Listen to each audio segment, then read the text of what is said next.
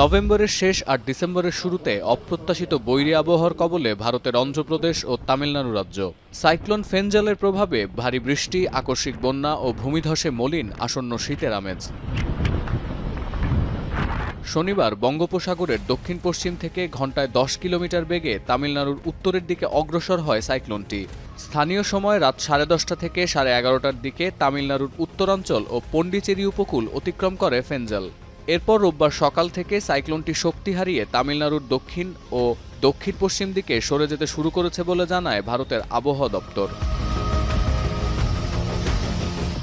বৈরী আবহাওয়ার কারণে চেন্নাই এয়ারপোর্টে বাড়ছে বিলম্বিত ফ্লাইটের যাত্রীদের ভিড়।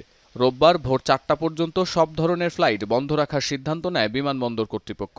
এছাড়া গেল শনিবার হায়দ্রাবাদ থেকে চেন্নাই ও তিরুপতিগামী 20টি ফ্লাইট বাতিল করা হয়েছে। ক্ষয়ক্ষতি এড়াতে তামিলনাড়ুর বেশ কয়েকটি জেলায় বন্ধ আছে school college.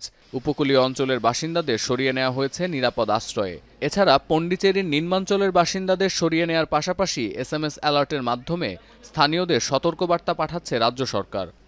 So it has been reported that rains have been incessantly raining since yesterday night and afternoon. So due to that we have taken abundant precautionary measures including evacuation of the vulnerable and marginalized communities and moving them to a safe and sheltered place. এদিকে শ্রীলঙ্কার উত্তর ও পূর্ব উপকূল থেকে cyclone Fengal সরে যেতে শুরু করলেও ক্ষয়ক্ষতি এড়াতে শনিবার থেকে জারি আছে রেড অ্যালার্ট। অন্যদিকে ভারী বৃষ্টিপাতের কারণে সৃষ্ট বন্যায় বিপর্যস্ত থাইল্যান্ড ও মালয়েশিয়ার জনজীবন। এখনো পর্যন্ত দুই দেশে প্রাণহানির সংখ্যা অন্তত 12। বন্যার কবলে পড়ে বসতবাড়ি ছাড়তে বাধ্য হয়েছেন মালয়েশিয়ার দক্ষিণাঞ্চলের অন্তত 1,22,000 বাসিন্দা।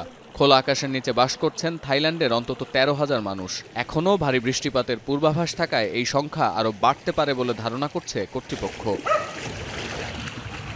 সতীর্থ কর্মকার, এখন বিশ্ব। সানবিট সব দিবে সামাল। সানবিট ম্যাজিক প্রেস ডিশওয়াশিং এর মাথা ঘোরানো সলিউশন।